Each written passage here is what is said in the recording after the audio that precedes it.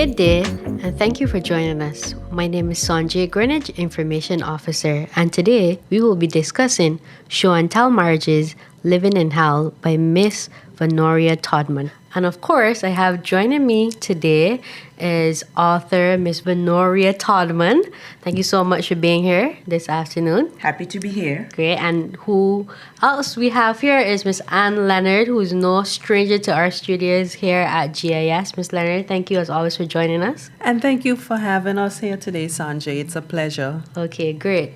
So before we delve into the book, I'm going to start with you, Miss Leonard, to give us some context about what we're doing today and why it's important. So can you tell us a bit about the book launch program and the department's involvement in this initiative? Thank you, Sanjay. The first thing that I would say that many people would be aware of is the book launch program remains a long-standing and very successful program for the Department of Culture. It started many moons ago. I myself am not even certain what year it started. But it is one that continues to grow, and every year we're surprised at the number of local authors that actually come to our office seeking assistance because there's so many stories to tell, and they vary from so many different topics. And today, for example, we have Show and Tell Marriages Living in Hell. Last month, we had a book that dealt with human resources. So there are so many different topics.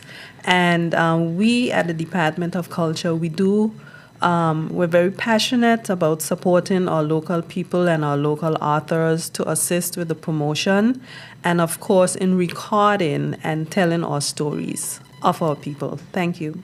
Thank you, Miss Leonard. So, Miss Todman, before we talk about the book, I know that editors always encourage their authors to have interesting titles, and you have a very provocative and intriguing title here. So let's start there. What inspired the title Show and Tell Marriages? Okay, so thank you for that question. Basically, I have a lot of conversations with various ladies, and one day in having a conversation, this lady said to me that a lot of times she and her husband will fight like animals, but if they have an event to go to, they will make nice and go hand in hand and, pretend. So it's basically you fight like animals, you're living like cats and dogs, but when there's a time for you to go out and socialize, you don't have a problem making nice and going there. So Right. to me, that's like show and tell marriages. So, and then when I was having a conversation with one of my girlfriends and was letting her know that I'm about to write my third book and what the name was, and I gave her the name Show and Tell, and she said, well, do you have a subtitle? I said, no, I have not thought that far yet. She said, well, I have one for you because I've lived it. And it was Living in Hell. So there it was, Show and Tell Marriages, Living in Hell. Well, thank you. I'm sure your readers would appreciate that explanation. And what you did was give a very candid exploration of marriages and relationships in general. But what inspired you to write this book, but not only do so, but include some of your own personal experiences as well? Why did you think that was important? Right, I think it's important, and I said in the book to call a spade a spade. A lot of times, me personally, I prefer to tell my own story than to have someone else tell it. So if I'm going to be talking about women and their situations, I think I don't want to be a hypocrite and not talk about my situation as well, good, bad, or ugly. So in all of my books that I've written, I've always talked about myself and my situation, depending on whatever it is. From Who Cheats More Than a Politician, even though that wasn't about me, I talked also about my marriage.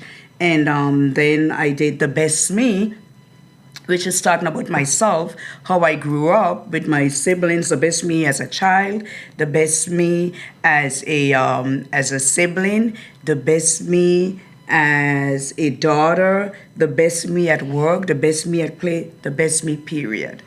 And then show and tell marriages.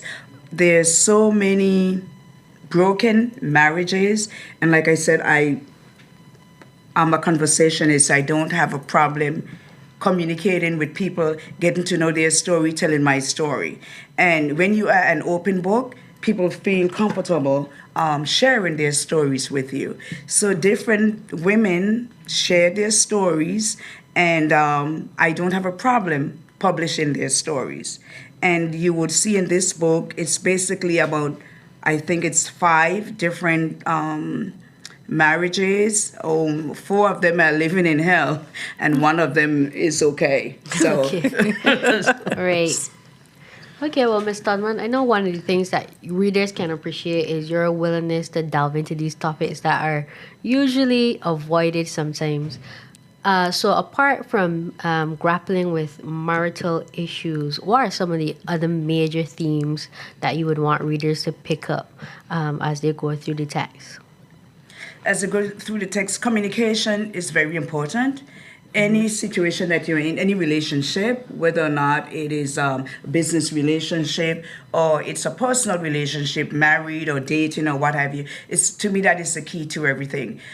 You have to know what each other is thinking. You have to respect each other, to also listen, which is also a big part of communicating. You know, Right. sometimes we just want to go, us as women, we just want to go 100 miles a minute, and we do not want to, we want to be dismissive and not listen to what our spouses or partners have to say. But that is very important. It's not only about giving your side, but it's also to listen to the other side, and then you guys come together. That's communication is the key to making any relationship work. So I'm very big on that. And like I said, I talk to ladies from all walks of life, and they share their stories with me, and I share mine with them. Okay, so you mentioned that you have spoken to various women. But when you think about your target audience, and the word marriages is in the title as well, who would you say your audience is? Is it only for those married women, or? It is a lot of people. Some people are married, some people have domestic partners, Right. some people are thinking about getting married. And I think they need to know what they're getting into, because a lot of times people think that once you get married, like if you're having trouble dating, they think that once you're married, then everything is fine and dandy. No, if you're having problems before you get married, it's only going to expand in your marriage. Marriage does not resolve problems that you're having prior to marriage. It only, expanded. So you need to work on your relationship first before you proceed with marriage. Okay, understood. Thank you for that bit of advice, Miss Todman. And you mentioned that this would have been your third book. What can we look forward to seeing from you? Are there any other works in the making?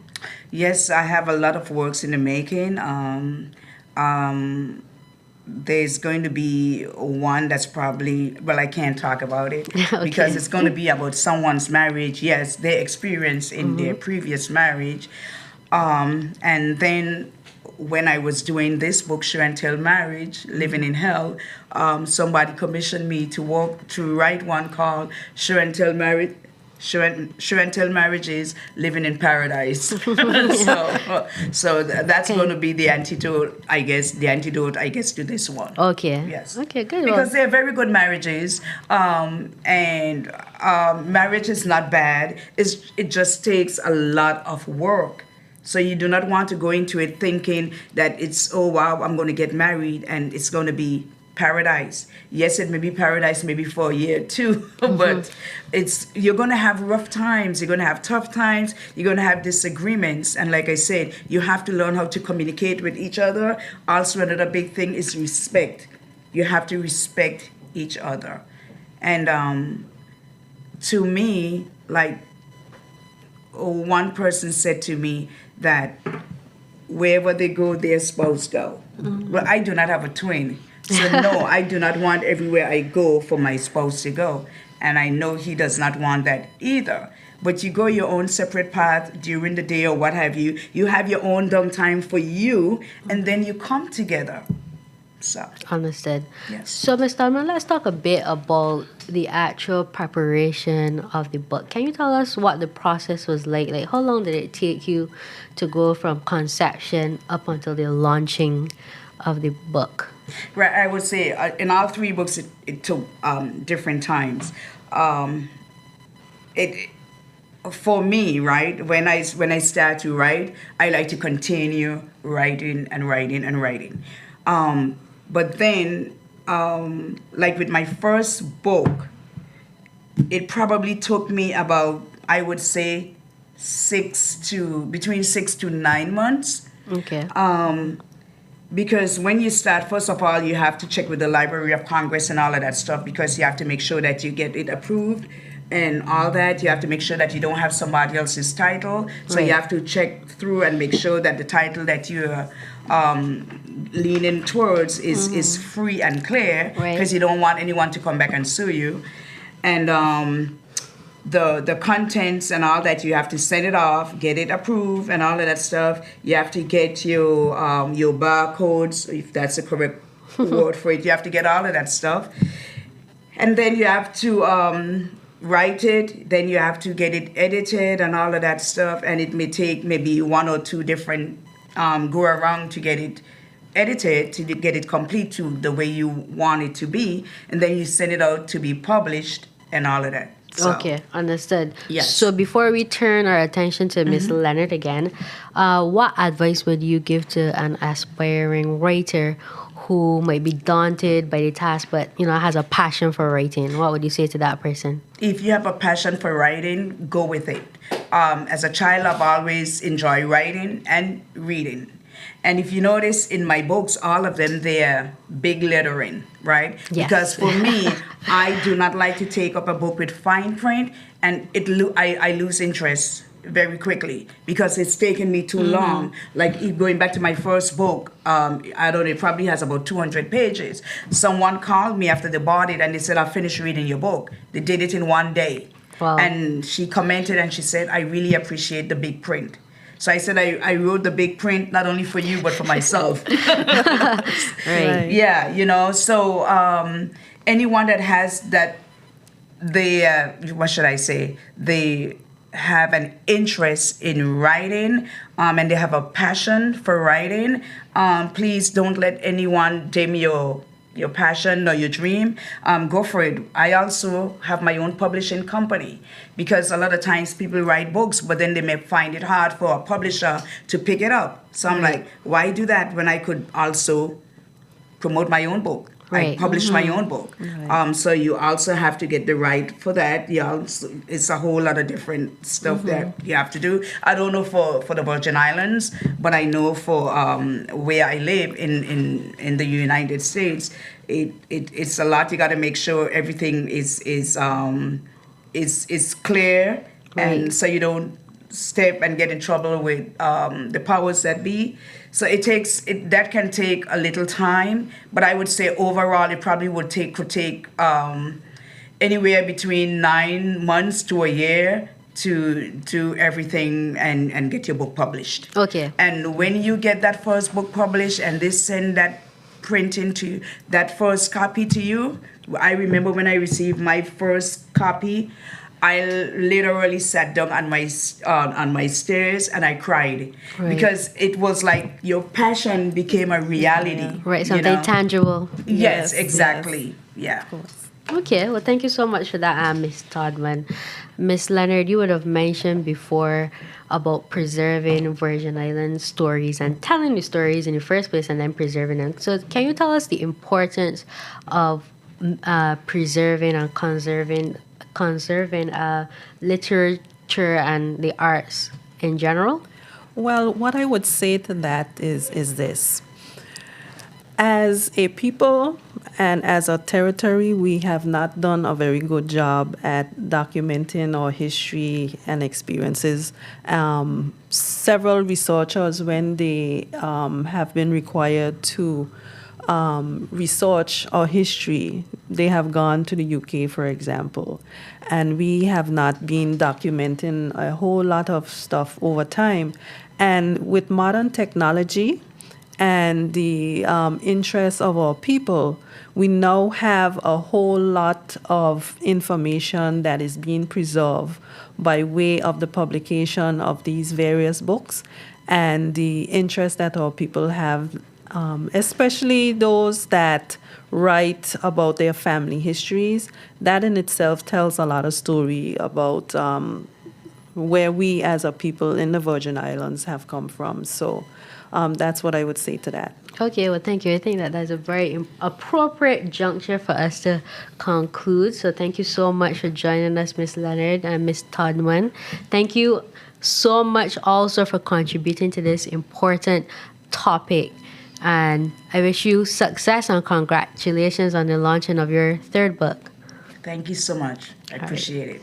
Great. Thank you for having us. Thank you for being here. Thank you so much to GIS, Ms. Todman. Congratulations. Thank you, and greatly appreciate it. Thank you for joining us. For the Department of Information and Public Relations, I am your GIS host, Sanjay Greenwich.